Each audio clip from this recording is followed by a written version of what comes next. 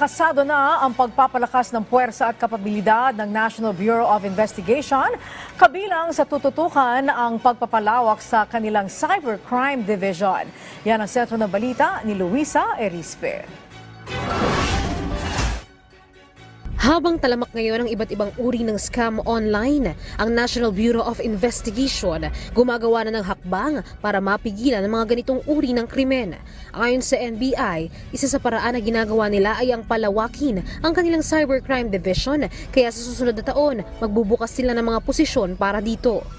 Meron tayong 400 positions for next year na nabuksan. At yan ay binigyan din ng pondo ng Senado.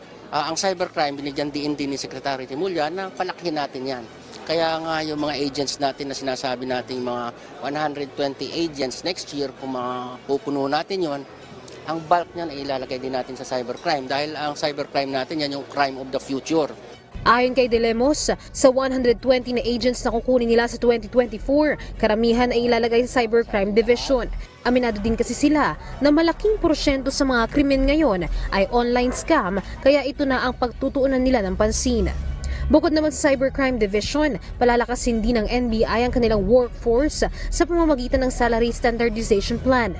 Sa 87th founding anniversary ng NBI, inanunsyo ni De Lemos na patataasin ang sahod ng kanilang mga empleyado at patuloy din ang konstruksyon ng kanilang bagong building na target nilang matapos sa 2026.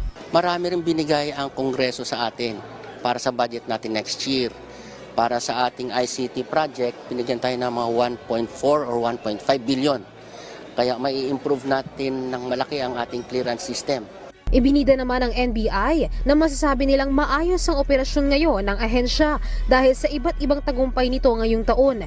Isa na dyan ang matagumpay na investigasyon sa mga kaso tulad ng Percy Lapid case, oil spill sa Mindoro, Digamos Lake case at higit sa lahat ang mga drug buy-bust operations. Luisa Erispe para sa Bayan.